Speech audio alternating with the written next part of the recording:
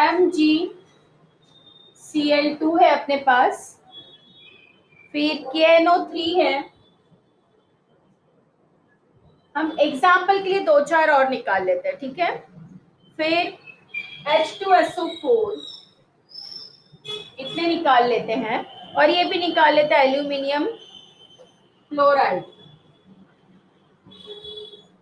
ठीक है।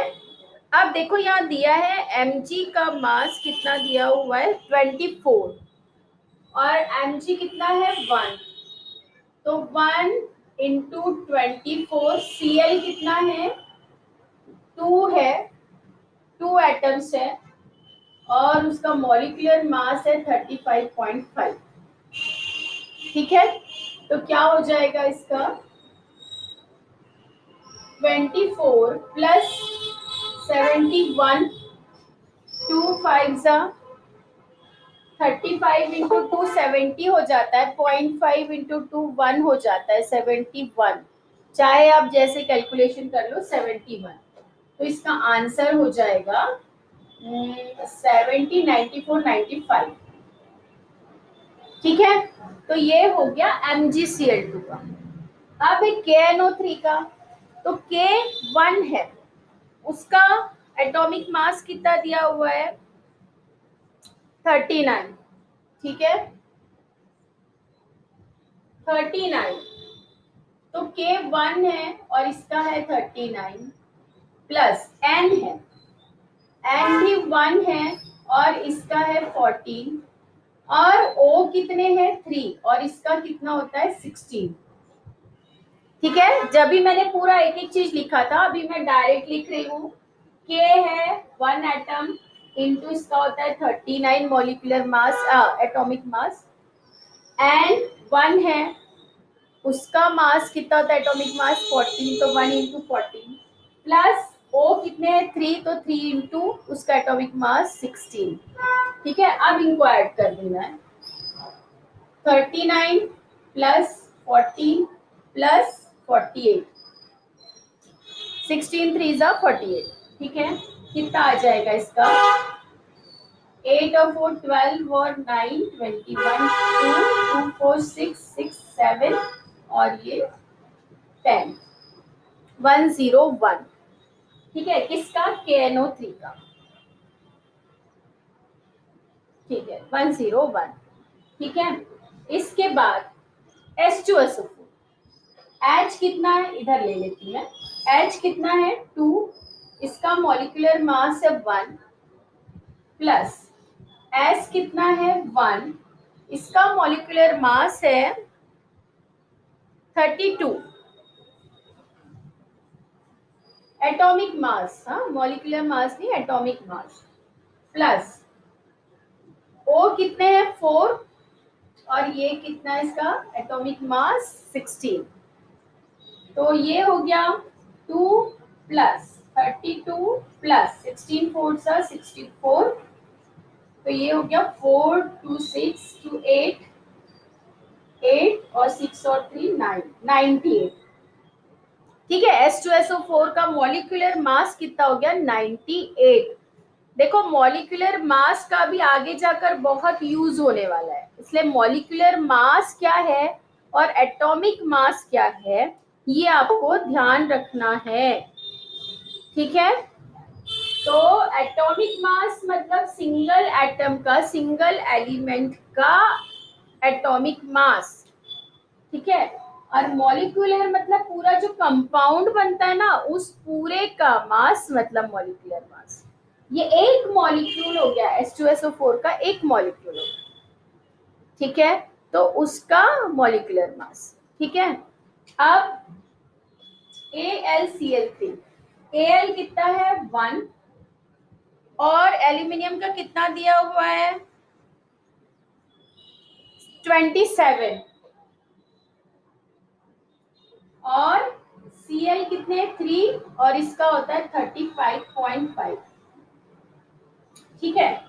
तो ये हो जाएगा 27 प्लस 3 5 जा 15 1, 3 5 जा 15 और ये 16 1, 3 3 जा और 1 10, 3 3 जा 9 प्लस 1 10, तो 106.5, ठीक है, तो ये कितना हो गया 0.5, ठीक है, फिर 6 और 7 13, 1, 1 और 2 ये 3, और ये हो गया 1, 133.5। ये किसका मोलिकुलर मास हो गया, AlCl3 का, मतलब एल्यूमिनियम क्लोराइड का। ठीक है, तो इस तरह से देखो, वापस एक बार मैंने आपको रिपीट करके बताया कि मॉलिक्यूलर मास हम ऐसे फाइंड करते हैं। ठीक है, थोड़ा जब भी जल्दी में मैंने एक या दो के ही आपको निकाल के बताया था। लगभग इसमें जितने कंपाउंड दिए हुए हैं सभी का मॉलिक्यूलर मास निकल चुका है मैक्सिमम का। ठीक है, और भी ऐसे नए कंपाउंड भी दिए जाए तो आप निकाल सकते हो, लेकिन जो कुछ भी दिया जाएगा उसका एटॉमिक मास आपको दिया जाएगा, क्योंकि एटॉमिक मास इतना कुछ लर्न करना इजी नहीं होता है, और उसका कोई डायरेक्ट रूल भी नहीं है ना। एटॉमिक नंबर तो चलो 1 2 3 4 5 लाइन से होते हैं, और जब भी मैंने बेरिलियम का आपको 5 बताया था ना, वो बोरॉन का होता है 5 एटॉमिक नंबर, बेरिलियम का 4 होता है। लिथियम के बाद बेरिलियम आता है, बेरिलियम के बाद बोरॉन आता है। हाँ, वो मेरे से जल्दी गलती हो गई है। ठीक है, तो बोरॉन और बेरिलियम में मेरा थोड़ा सा फर्क पड़ जाएगा। ठीक है, चलो अब इसके आगे देखते हैं।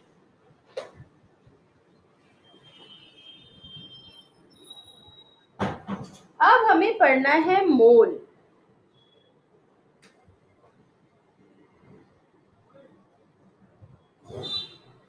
अब ये यूनिट है सब्सटेंस को मेजर करने की। अब जैसे यहाँ पे आपके बुक में एक बहुत अच्छा एग्जांपल दिया हुआ है, जैसे अलग अलग दालें होती है ना, पल्सेस। ठीक है, तो हम आधा किलो दाल लेते हैं, जैसे 3 4 टाइप की दाल ले लो, मूंग की दाल, मसूर की दाल, चने की दाल और तुअर की, उड़द की दाल, हाँ ये सब ले लो। तो देखो, लेकिन यदि हम उसमें यदि आधा किलो लेते हैं और उसमें यदि नंबर ऑफ ग्रेन्स, मतलब एक एक दाल का जो दाना होता है ना, उसको यदि हम काउंट करें तो सब में अलग अलग होगा, क्योंकि एक दाने का जो मेजरमेंट है हम वो साधारण वाले बैलेंस से नहीं कर पाएंगे, है ना। क्योंकि वो बैलेंस 1 किलो मेजर करता है, आधा किलो, 1 पाव ऐसा मेजर करता है, वो एक दाने को कैसे मेजर करे। पर वो जो दाने होते हैं ना, उन सब का अलग अलग वेट होगा, यदि उतने हम माइन्यूटली इसको वेट करें। ठीक है, तो वो जो माइन्यूटली वेट हम करते हैं, अब जैसे हम यहाँ एटम की बात करते हैं, फिर मॉलिक्यूल की बात करते हैं, मॉलिक्यूल थोड़ा एटम से बड़ा हो गया। ठीक है, हम एटम को सबसे छोटा पार्टिकल माने, तो उसका मेजरमेंट करने के लिए हम जो यूनिट यूज करते हैं उसी को हम बोलते हैं मोल। तो जैसे एग्जाम्पल ये दिया है कि तुम एक छोटे छोटे दाने का मेजरमेंट कैसे करोगे, क्योंकि वो डायरेक्ट ऐसे मेजर नहीं करोगे, बैलेंस से मेजर नहीं हो पाएगा।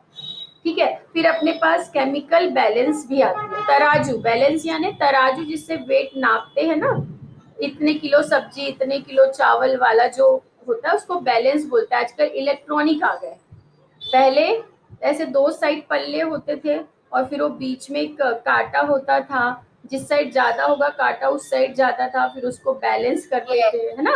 अभी भी कई लोगों के पास वो भी रहता है, सब्जी वालों के पास जाओ तो गाँव में भी यूज होता है, गाँव में। हाँ, गांव में भी, अभी शहरों में भी यूज होता है, कई सब्जी वाले उसी से सब्जी देते हैं। हाँ, लेकिन बड़ी बड़ी दुकानों में वो इलेक्ट्रॉनिक आ गया। ठीक है, पर हम एक दाना चावल, एक दाना गेहूं, एक दाना बाजरा कैसे मेजर कर सकते इतने बड़े बैलेंस से, है ना। तो ये सब चीजों के मेजरमेंट के लिए, मतलब एटम के मेजरमेंट के लिए, एक मॉलिक्यूल के मेजरमेंट के लिए जो हमें यूनिट लेना पड़ा वो है मोल। और इस पर साइंटिस्ट लोगों ने काफी कुछ रिसर्च किया, उसके बाद ये सारी चीजें हमें दी है। ठीक है, तो यहाँ पर 1 मोल का मतलब क्या है। ठीक है, 1 मोल मतलब होता है molecular mass.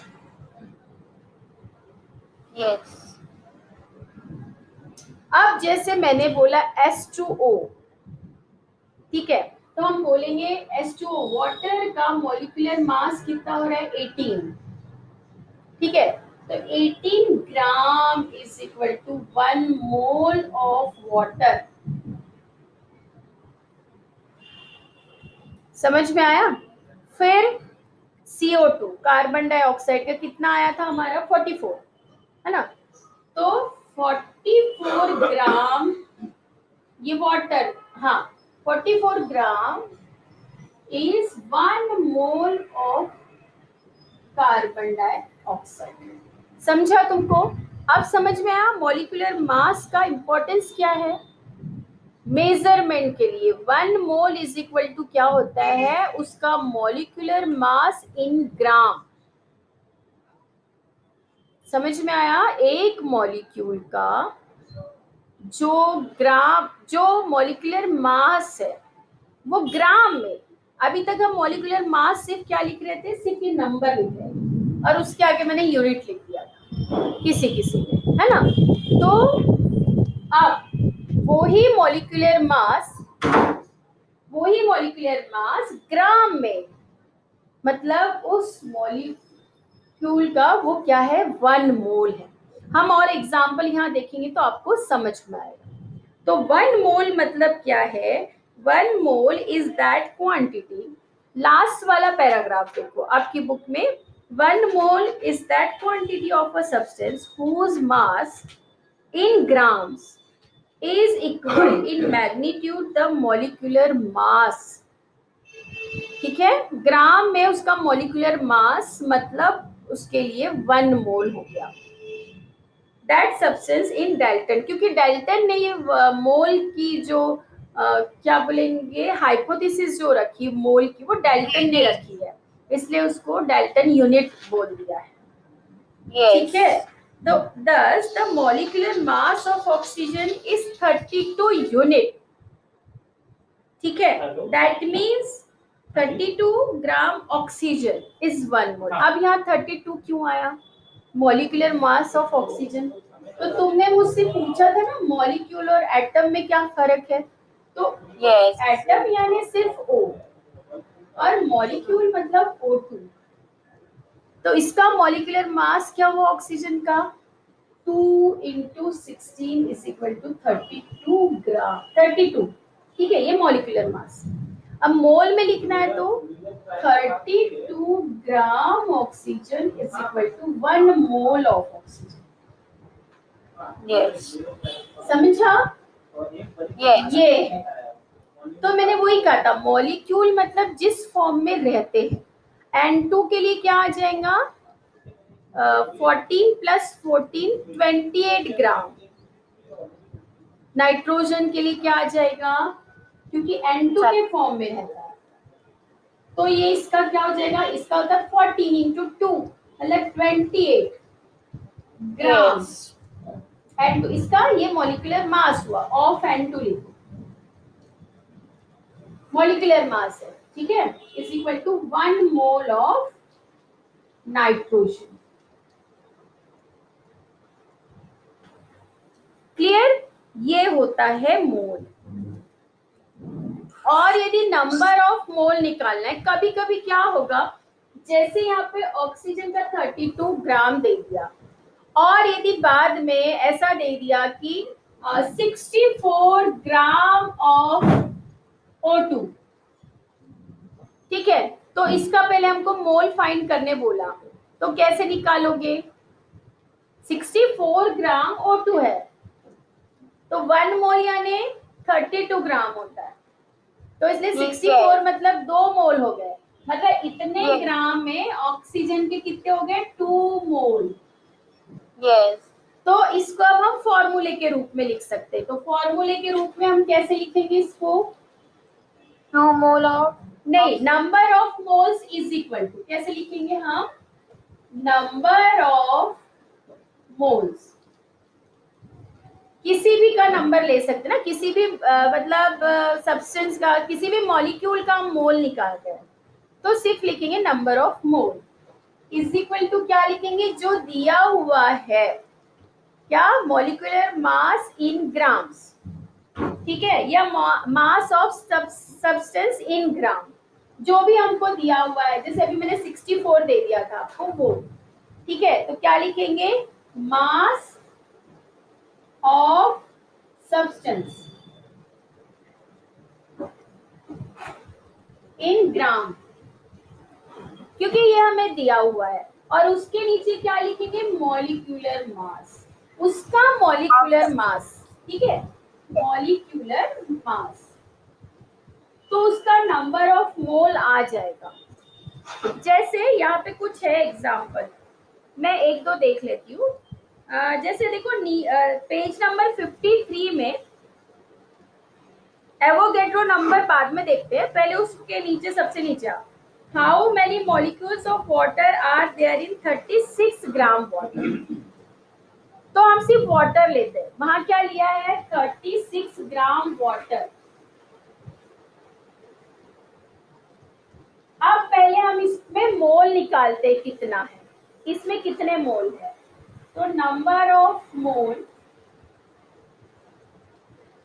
Is equal to mass of substance कितना दिया हुआ है, 36, और वाटर का मॉलिक्यूलर मास कितना होता है, 18, तो 18 टू जा, तो ये हो गया 2 मोल। आया समझ में, ये सिर्फ एग्जाम्पल के लिए मैंने लिया आपके लिए, ठीक है। Yes. तो ऐसे निकालेंगे नंबर ऑफ मोल।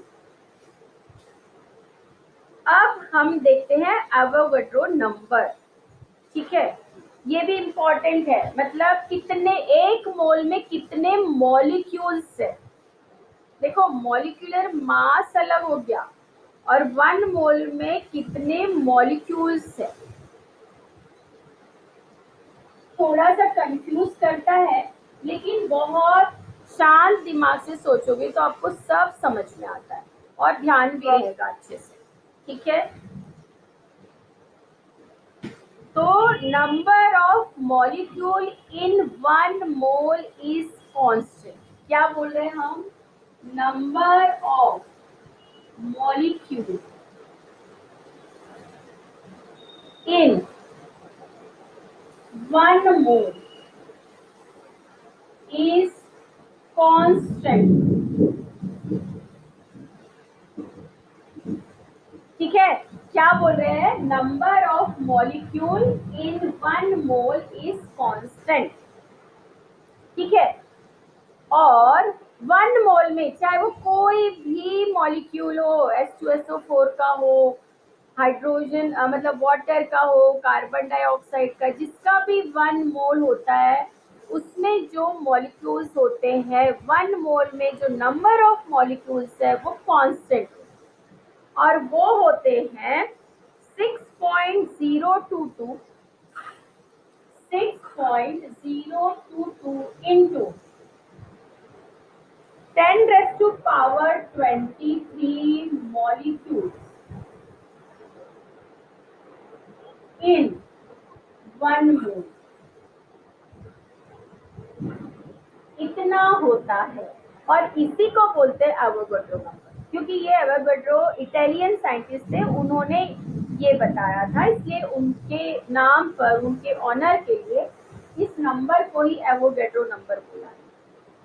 हम सारे मैथ्स के फॉर्मूले ग्रीक वाले साइंटिस्ट ने ढूंढ के रखे हैं क्या? हाँ, हम सारे मैथ्स के फॉर्मूले ग्रीक के साइंटिस्ट ने ढूंढ के रखे हैं। हाँ इटालियन, ये इटालियन है, हाँ, पर मैक्सिमम, हाँ मैम, क्योंकि इंडिया के बहुत कम आते हैं। इंडियन वैसे बहुत ज्यादा रिसर्च इंडिया में हुआ पहली बार, लेकिन वो एक्सपोज नहीं हो पाए, एक्सपोज नहीं हो पाए। बहुत सारी चीजें हैं जो हमारे वैदिक मैथमेटिक्स में है, हमारे वेद में है, लेकिन और उसके बहुत पहले की जब ये रिसर्च हुआ है, लेकिन क्या होता, हमारे इंडियंस ना एक्सपोज नहीं हो पाए, तो वो सामने नहीं आ पाया। और वैसे यदि हम देखा, यदि रिसर्च करें तो पहले इंडिया में ही बहुत सारी चीजें हुई है, हाँ, इसीलिए उनके नाम नहीं आए, और कुछ दबा दिया गया इंडियंस को पहले से ही, इसलिए ये सारी बातें, ये प्रॉब्लम्स आई है, ठीक है। तो अभी तो हमको ये सोचना है, ठीक है।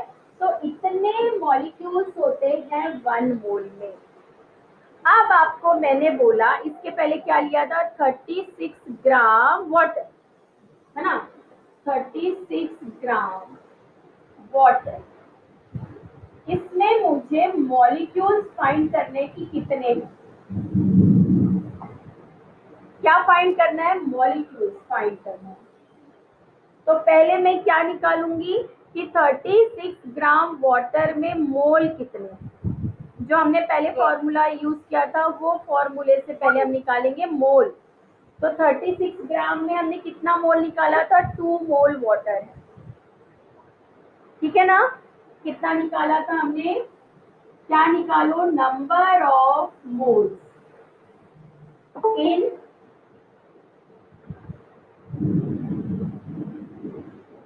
इन 36 ग्राम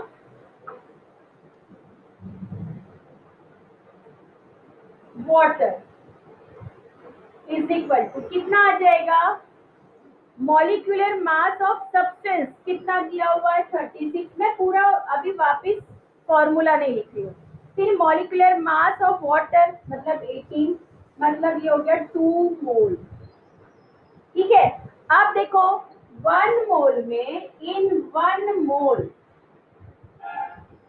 नंबर ऑफ मॉलिक्यूल्स कितने होते हैं, ये कितने होते हैं, 1 मोल में कितने होते हैं, 6.022 इंटू 10⁻23 1 मोल में। तो 2 मोल में कितने होंगे, इसको 2 से मल्टीप्लाई कर दो तो कितना आ जाएगा। फिर मैं यही लिख रही हूँ, इन 2 मोल 2 इंटू कितना आ जाएगा, ये 2 2 4, 2 2 4, 0 2 6 12, 12.044 into 10⁻23 molecules in 36 gram water. समझ में आ गया, यस। हाँ यही है बस, ये एवोगैड्रो नंबर वगैरह। और ये कार्बन डाइऑक्साइड कब निकाला है, 66 ग्राम ऑफ कार्बन डाइऑक्साइड वो सब निकाला है। तो 44 से डिवाइड करेंगे 66 को तो 1.5 आएगा, ठीक है। 1 मोल में इतने होते हैं तो 1.5 में कितने होंगे, तो इसको 1.5 से मल्टीप्लाई कर देंगे, ठीक है। ऐसे प्रॉब्लम सॉल्व करना है, बट ये अभी अभी इतना नहीं आएगा, लेकिन आपको आगे जब आप यदि केमिस्ट्री में कुछ करते हो या साइंस लेते ही हो तो उसमें केमिस्ट्री पढ़ना ही पड़ेगा, तो तब आपको ये चीजें बहुत यूज होगी, क्योंकि बहुत लोगों को काफी आगे जाते तक ये मोल और सब्सटेंस और मॉलिक्यूलर मास और एटॉमिक मास समझ में ही नहीं आता है, ठीक है। इवन मुझे भी बहुत अच्छे से समझ में नहीं आया था, पढ़ाते पढ़ाते ज्यादा अच्छे से समझ में आया, ठीक है। तो ये था मॉलिक्यूलर मास वगैरह। अब यहाँ पे देखो, यूज योर ब्रेन पावर में पहला हमने देख लिया, how many molecules of water are there in 36 gram water. Second वाला, how many molecules of H2SO4 are there in a 49 gram sample. 49 gram बोला H2SO4 का। अब ये आप अपने दिमाग से फाइंड करना, ठीक है। यस। H2SO4 का मॉलिक्यूलर मास अभी हमने फाइंड किया था, 98 था शायद। तो मॉलिक्यूल्स कितने आएंगे 49 ग्राम के लिए, 49 बाय 98 मतलब 1/2 मतलब 0.5, आधा मोल। नंबर ऑफ मोल क्या आ जाएगा, हाफ, ठीक है। अब तो कर लोगे, इतनी हिंट दे दिया मैंने। हाँ मैम। यस। चलो अब देखते हैं वैलेंसी क्या हो। क्या हो गया? अच्छा, तुम्हारा पेपर का जो था कंफ्यूजन वो दूर हो गया, मैम। हाँ। Yes ma'am. यस मैम, हो गया। हाँ ठीक है, चलो अब हम देखते हैं वैलेंसी। मैम अभी पेपर के लिए 16 तारीख तक का टाइम है, तो उसके बीच में जो मैम लोगों के पीरियड है वो पढ़ाएंगे नहीं क्या, क्योंकि आज ममता मैम ने नहीं पढ़ाया। पढ़ा सकते ना, हम तो पढ़ाए थे, 12th का हो चुका है बेटा। तो 12th के जब पेपर चल रहे थे तो हमने क्लासेस लिया था। हो सकता है ममता मैडम का कुछ प्रॉब्लम आ गया होगा तो आज नहीं लिया हो, लेकिन क्या है हाँ तुम लोगों को इतना टाइम है। अब पढ़ाई तो सिर्फ 11 से 2 होती है, तो उसके यस आसपास का तो बहुत टाइम है पेपर सॉल्व करने के लिए, तो कर सकते हो आराम से। नो मैम, आज मैम ने लिए नहीं तो हमें लगा कि मतलब नहीं, पेपर है। उनका हो सकता है कुछ प्रॉब्लम होगा, या हाँ उनको स्कूल वगैरह जाना पड़ा होगा तो नहीं मिला होगा टाइम, या कभी कभी क्या होता है भूल भी जाते हैं कि भाई आज मेरा इस क्लास में पीरियड है, ऐसा भी होता यस है ना। तो वैसे नहीं पढ़ाएंगे अभी तो आप सुबह शाम ऐसे समय कर लेना पेपर।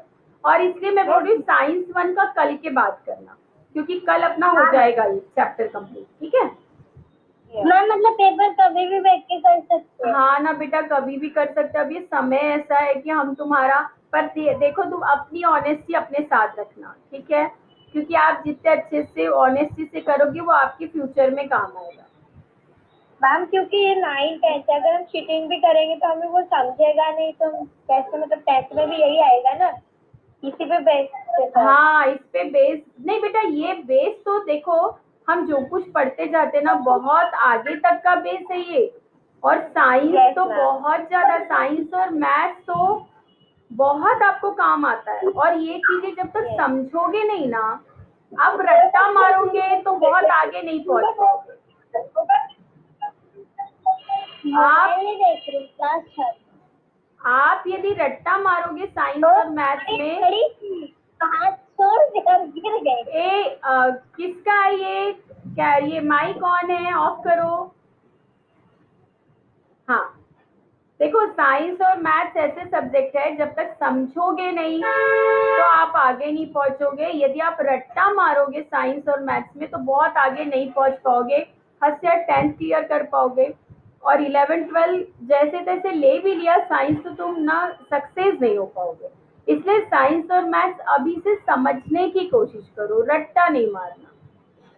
हम इतना कुछ समझाते तो उसको समझो उसका, और यदि समझोगे ना तो इतना इंटरेस्ट आता है और फिर अपने आप चीजें बनने लग जाती है।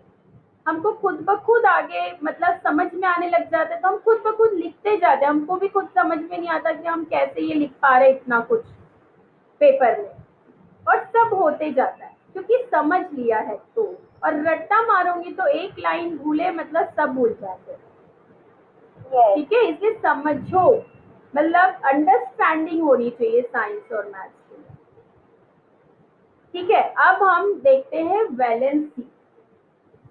केमिस्ट्री में वैलेंसी बहुत इंपॉर्टेंट चीज है।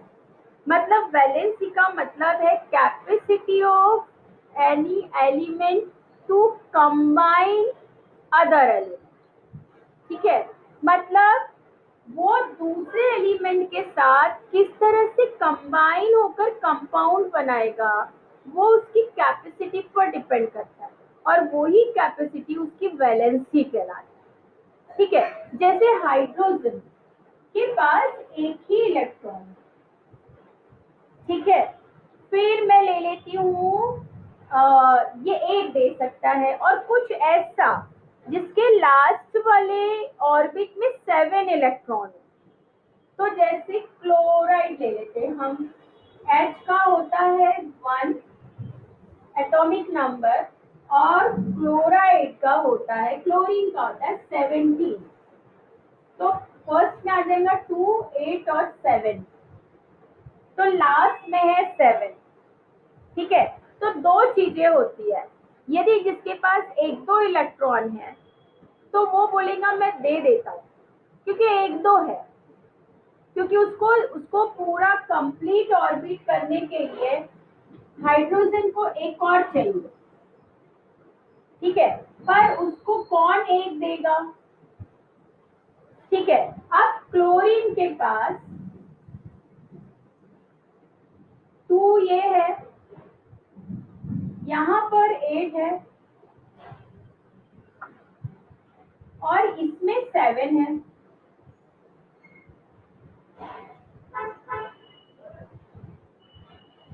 7 है।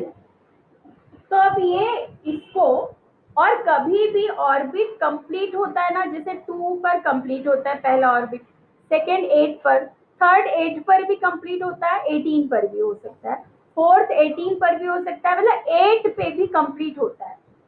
ये समझो लास्ट ऑर्बिट में भी 8 है, तो उसको लेने देने की जरूरत नहीं है। ठीक है, तो अब यहाँ पर यदि किसी के ऑर्बिट में लास्ट में यहाँ पर 1 है और इसके पास 7 है, तो ये इसको 1 देगा क्या? नहीं, क्योंकि 7 है, इसको 1 की जरूरत है, तो लेगा ना, ये वाला लेगा, ये Cl है, ये लेगा, तो देने वाला ये दे रहा है इसको, ऐसे दोनों। अब इसने ऐसा यदि बॉन्ड बनाया कि चल तू मेरा भी बांट, मैं तेरा भी बांटता हूँ, तो इसका भी ये कंप्लीट होता है, इसको भी 2 मिल गए, और इसको भी 8 मिलने से इसका भी 8 कंप्लीट होता है। ठीक है, इसने इसको दे दिया, और ये भी इसके साथ मिल गया, मिल बांट कर खा लेते, तो इसके भी 8 हो गए, इसको ले लिया तो 8 हो गए, और इसने इसको ले लिया तो 2 हो गए, मतलब ये दोनों कंबाइन हो गए, तो हमारे पास बन जाएगा HCl। इसलिए हाइड्रोक्लोरिक इस फॉर्म में ये स्टेबल है, मिलता है, इस फॉर्म में रह सकता है। ठीक है, और यदि इनमें और भी फ्री इलेक्ट्रॉन रहते लास्ट ऑर्बिट में, तो ये फिर किसी और को ढूंढते थे, और ये स्टेबल नहीं रहते। समझ में आया? जब तक कंप्लीट नहीं होते, जब तक स्टेबल नहीं रहते। तो इस तरह से जिनके पास 1 से 4 के बीच में इलेक्ट्रॉन है वो दे देते हैं, और जिनके पास 5 है तो वो 3 इलेक्ट्रॉन लेना पसंद करेगा। ठीक है, जिसके पास लास्ट ऑर्बिट में 6 है वो 2 ले सकता है, और जिसके पास 7 है जैसे कि ये, वो 1 ले सकता है ना। तो हमेशा देने वाला होता है डोनर, और लेने वाला क्या होता है? एक्सेप्टर।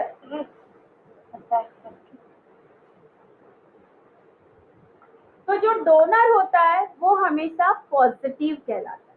ठीक है, तो इस पर जो चार्ज रहेगा वो प्लस, और जो लेता है वो हमेशा ऋणी होता है, उधार ले रहा है ना वो ऋणी है, तो इसलिए ये हमेशा होता है नेगेटिव, इस पर साइन होगा नेगेटिव।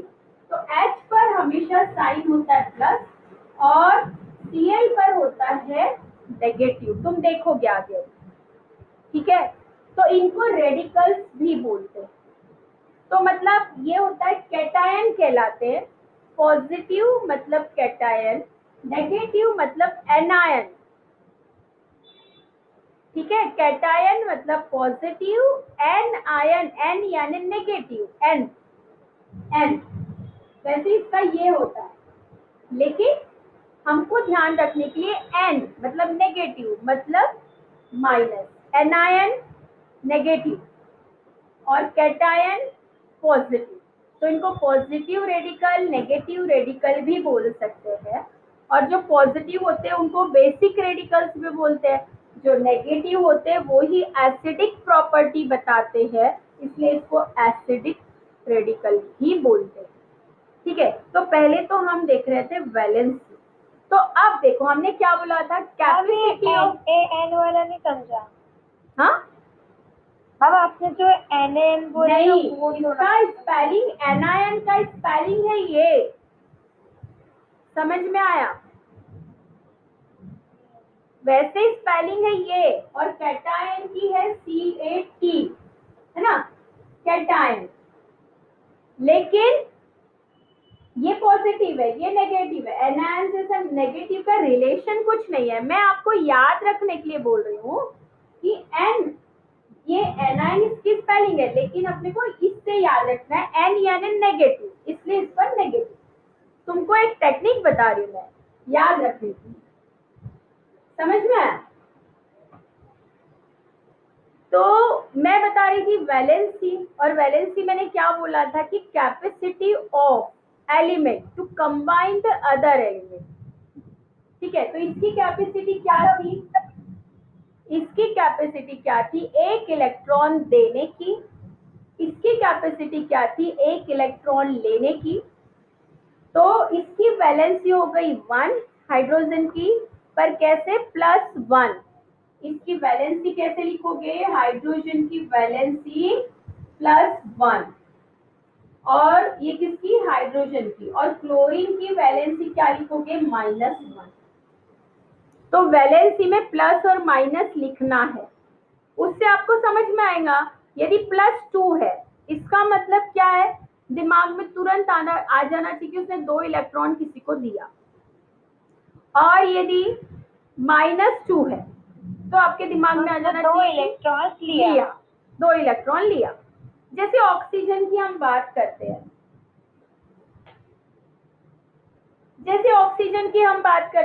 ऑक्सीजन का कितना है एटॉमिक नंबर,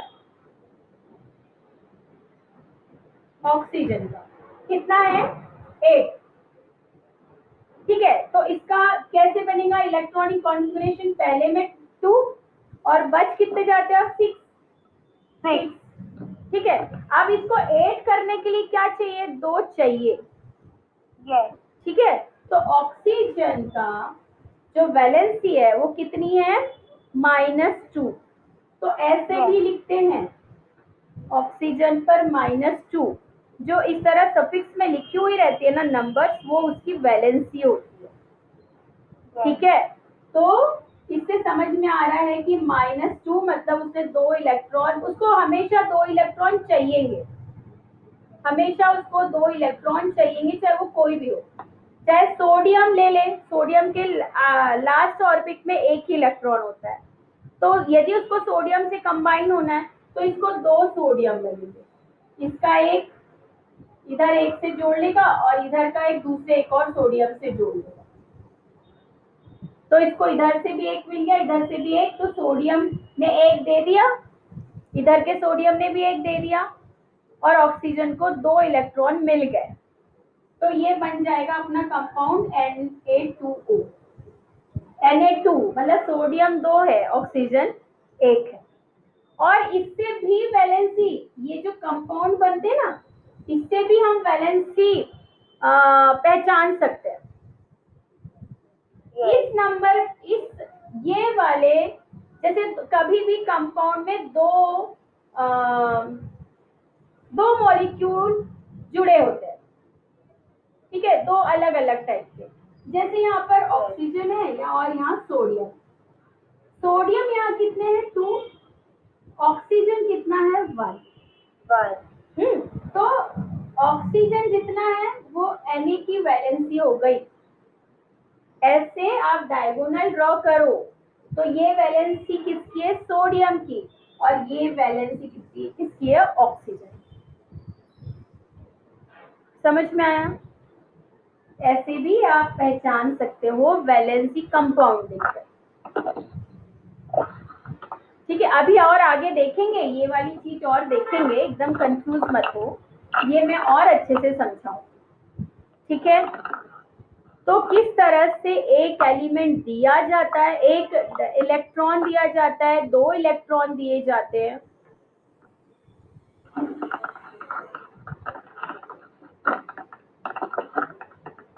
तो यदि इलेक्ट्रॉन दिया तो वो पॉजिटिव वैलेंसी उसकी, जितने दिया उतनी वैलेंसी, और जितने लिए उतनी उसकी वैलेंसी। आगे आगे जैसे जैसे एग्जाम्पल आएंगे हम वैसे वैसे एग्जाम्पल देखेंगे। एक और देख लेते हैं हम, जो आपके बुक में दिया हुआ है, सोडियम क्लोराइड। ठीक है, हमने सोडियम का देखा 281 होता है, क्लोराइड का देखा 287 होता है।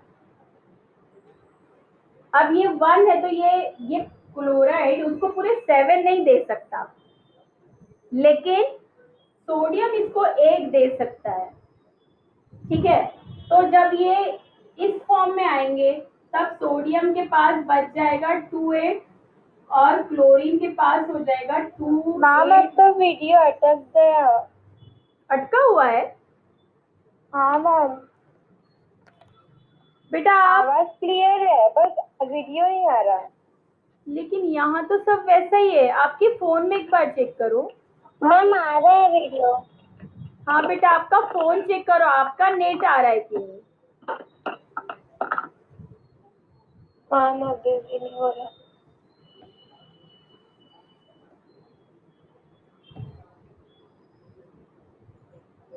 या फिर से ज्वाइन हो जाओ। हाँ मैम ज्वाइन। तो देखो, यहाँ पहले ये था सिचुएशन, फिर इसने जब इसको ये एक दे दिया तो सोडियम के पास 2 ऑर्बिट रह गए, क्लोराइड के पास 3 ऑर्बिट हो गए। अब ये कंबाइन होकर के स्टेबल रह सकते हैं, मतलब सोडियम क्लोराइड इस फॉर्म में मिल सकता है, सोडियम क्लोराइड के फॉर्म में। ठीक है, तो अब सोडियम ने इसको एक दिया, इसलिए सोडियम हो गया प्लस, क्लोरीन ने उससे एक लिया तो वो हो गया माइनस, तो इसलिए सोडियम पर प्लस, तो ये हो गया कैटायन, और ये क्लोराइड आयन कहलाता है, ये क्लोराइड का एन आयन। ठीक है, अब इसको बेसिक रेडिकल्स भी बोलते हैं, रेडिकल भी पढ़ेंगे तो बेसिक रेडिकल, रेडिकल, और ये हो गया acidic radical. Actually radical acidic और बेसिक उनकी प्रॉपर्टी के हिसाब से भी होता है, क्योंकि ये बेसिक प्रॉपर्टी शो करेंगे और ये Cl एसिडिक प्रॉपर्टी शो करेंगे, इसलिए भी। पर जनरली पॉजिटिव बेसिक होते हैं और नेगेटिव जो आयन होते हैं वो एसिडिक होते हैं।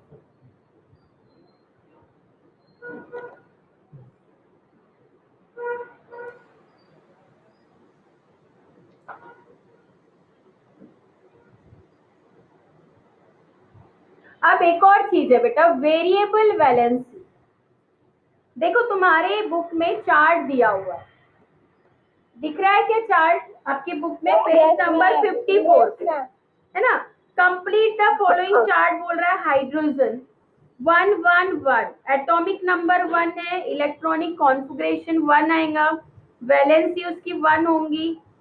वैलेंस इलेक्ट्रॉन, जो इलेक्ट्रॉन कंबाइन होता है उसको वैलेंस इलेक्ट्रॉन बोलते हैं, है ना, जो जाता है या आता है उसको हम वैलेंस इलेक्ट्रॉन बोलेंगे। ठीक है, तो एक ही इलेक्ट्रॉन कंबाइन होता है, इसलिए वहां 1 लिखा है, और वैलेंसी उसकी हो गई 1।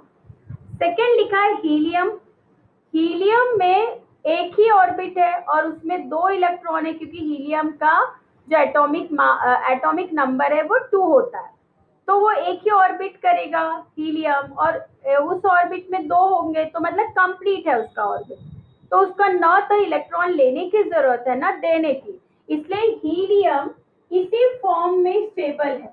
हमको जब मिलेगा नेचर में तो हीलियम इसी फॉर्म में मिलता है। हम कभी हीलियम को ऐसे लिखते देखे हो आपने? नहीं, हीलियम हम ऐसे ही लिखते हैं, तो वो इसी फॉर्म में स्टेबल है, क्योंकि उसको ना तो किसी से कंबाइन होने की जरूरत है, ना तो देने की जरूरत है इलेक्ट्रॉन, ना लेने की जरूरत है। ठीक है, इसलिए हीलियम की जो वैलेंसी आती है वो आती है 0।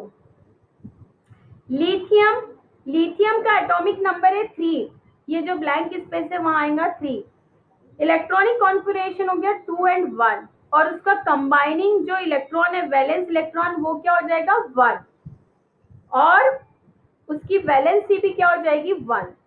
ठीक है, फिर बेरिलियम 4, तो उसका कॉन्फ़िगरेशन हो जाएगा 2 2, फिर वो वैलेंस इलेक्ट्रॉन उसके पास हो जाएंगे 2, मतलब 2 इलेक्ट्रॉन वो दे सकता है, पहला ऑर्बिट कंप्लीट रहेगा, दूसरे में 2 है तो 2 दे सकता है, तो इसलिए उसकी वैलेंसी हो जाएगी 2। ऐसे करके ये चार्ट कंप्लीट कर लेना। ठीक है, लाइन से 1 2 3 4 5 6 7 8 9 10, इनके ये जो एटॉमिक नंबर है ये सेम ऐसे लाइन से आएंगे। ठीक है, तो ये वाला चार्ट पूरा कंप्लीट कर लेना, तो इस यदि ये आपने कंप्लीट कर लिया अच्छे से तो ऐसा लगेगा आपको समझ में आ गया। ठीक है, फिर है वेरिएबल वैलेंसी, तो कुछ कुछ ऐसे एलिमेंट है जो 2 टाइप से वैलेंसी बताते हैं।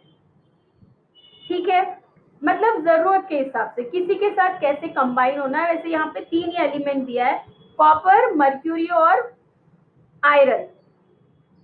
कॉपर की कभी कभी 1 भी होती है वैलेंसी, कभी 2 भी होती है, पॉजिटिव है, दोनों तीनों ही मेटल है, तीनों की जो वैलेंसी पॉजिटिव है, तो कभी 1 इलेक्ट्रॉन देता है, जिसको जैसी जरूरत हो वो वैसी देता है, तो कभी 1 वैलेंसी हो सकती है कॉपर की, कभी 2 हो सकती है।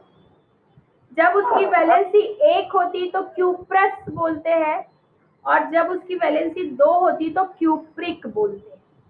जैसे देखो यहां पर CuO, ठीक है,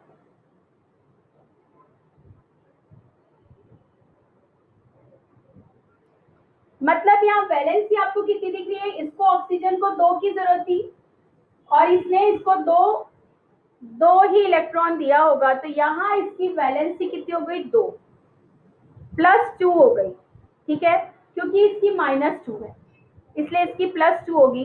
तो यहाँ पर इसको बोलेंगे क्यूप्रिक ऑक्साइड।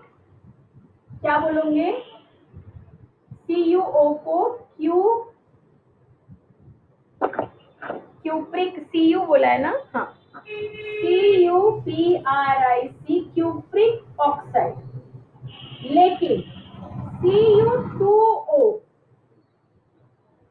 इससे इसकी वैलेंसी क्या हो गई, ये Cu और ये O, ये है 2 और ये है 1, ऑक्सीजन एक ही है और कॉपर 2 है, इसकी वैलेंसी 2 हो रही है और इसकी वैलेंसी 1 हो रही है कॉपर की यहाँ पर, ठीक है, क्योंकि ये ऑक्सीजन के साथ एक इधर भी कॉपर जुड़ा है, एक इधर भी कॉपर, मतलब एक कॉपर ने 1 दिया इलेक्ट्रॉन, दूसरे कॉपर ने 1 इलेक्ट्रॉन दिया, तो इसलिए यहाँ कॉपर की वैलेंसी 1 ही है, तो इसको हम बोलेंगे क्यूप्रस ऑक्साइड। समझ में आया, जब उसकी वैलेंसी 1 है तो क्यूप्रस, और जब उसकी वैलेंसी 2 शो हो रही है तो क्यूप्रिक, ऐसे नाम बदलते हैं। फिर मर्क्यूरी की भी 1 और 2 हो सकता है, तो वही एक यदि वैलेंसी शो हो रही है तो मर्क्यूरस, और यदि 2 शो हो रही हो तो मर्क्यूरिक बोलेंगे। फिर उसके बाद आयरन, उसकी 2 या 3 होती है, तो जब 2 होगा तो फेरस, और 3 यदि शो हो रही हो तो फेरिक। एग्जाम्पल आगे आएंगे तो मैं समझाते जाऊंगी कि कैसे फेरस और कैसे फेरिक आएगा, ठीक है, ये था। अब इसके बाद आपका रेडिकल्स है, तो रेडिकल्स मैंने समझाते गई, इसके साथ ही क्या होते हैं रेडिकल्स, जब हम आयन सुन के अलग करते हैं, जैसे यहाँ दिया है सोडियम हाइड्रोक्साइड, सोडियम हाइड्रोक्साइड, ये है सोडियम, यहाँ पे रहेगा प्लस, OH आयन ये रहेगा माइनस। इस टाइप के भी रेडिकल्स होते हैं, कंबाइन होकर के भी एक रेडिकल बनता है, ठीक है, क्योंकि H2O में एक H आयन होता है प्लस और दूसरा होता है OH आयन माइनस, ऐसा, ठीक है, तो इसको H आयन बोलते हैं, इसको OH आयन बोलते हैं, तो ये होता है माइनस। तो यहाँ पर जब ये OH जुड़ता है तो इस तरह से हम लिखते हैं, इसको भी रेडिकल बोलेंगे, इसको नेगेटिव रेडिकल और इसको पॉजिटिव रेडिकल, ठीक है। KOH वो भी सेम, K आयन और ये OH आयन, CaOH2, तो ये Ca+2 आएगा क्योंकि ये 2 जुड़ा हुआ है और ये OH माइनस, ठीक है। अब ये 2 जुड़े हुए इसलिए अपने आप 2 यहाँ हो जाएगा, ठीक है। अब है HCl, H आयन और ये क्लोराइड आयन, फिर है HBr, ब्रोमाइड बोलते हैं, ठीक है, ये होता है हाइड्रोक्लोरिक और ये होता है हाइड्रोब्रोमाइड, ठीक है, तो ये होता है H आयन, ये ब्रोमाइड। इसके बाद है HNO3, तो ये H आयन और ये होता है NO3, ये NO3 मिलकर के एक आयन बनाता है, ठीक है। तो यहाँ पर ये जो कंपाउंड है, यहाँ पर ये हमने बताया कि इनमें कैटायन कौन से हैं और एनायन कौन से हैं। अब यहाँ पर यदि हम इसको अलग करें तो जो एलिमेंट एसिडिक प्रॉपर्टी बताएंगे वो एसिडिक आयन, और जो आपकी बेसिक प्रॉपर्टी बताएंगे वो होते हैं बेसिक रेडिकल। ठीक है, अब जनरली क्या होता है, जिन पर प्लस साइन होता है वो सब बेसिक रेडिकल्स होते हैं, और जिस पर ये माइनस साइन होता है वो एसिडिक रेडिकल होते हैं। पर इनमें भी कुछ क्या बोलेंगे एब्स्ट्रैक्ट होता है। ठीक है, तो उनमें से कुछ ऐसे है, देखो देखो यहाँ लिखा है जनरली, ये ऊपर का पूरा पढ़ना जो मैंने अभी समझाई वही सब कुछ लिखा है यहाँ पे। फिर है generally basic radicals are formed by removal of electron. Basic radical कैसे फॉर्म होते हैं, जो इलेक्ट्रॉन देते हैं वो बेसिक रेडिकल होता है, जो इलेक्ट्रॉन लेते हैं वो एसिडिक रेडिकल होते हैं। मतलब वही, पॉजिटिव मतलब बेसिक और नेगेटिव मतलब acidic. But there are some exceptions such as NH4 ammonium। NH4 ये एक रेडिकल है। ठीक है, ये जो रेडिकल है ये होना क्या चाहिए था बेसिक, लेकिन ये एसिडिक प्रॉपर्टी शो करता है। तो ऐसे कुछ एक्सेप्शन है। ठीक है, तो वो थोड़ा सा पढ़ लेना, कुछ एक्सेप्शन है, एक दो। ठीक है, तो इस तरह से इनको क्लासिफाई किया है, बेसिक और एसिडिक। ठीक है, फिर है केमिकल फॉर्मूले ऑफ कंपाउंड, ये कि हम किस तरह से फॉर्मूले फॉर्म करते हैं। जैसे मैंने ये बताया था आपको अभी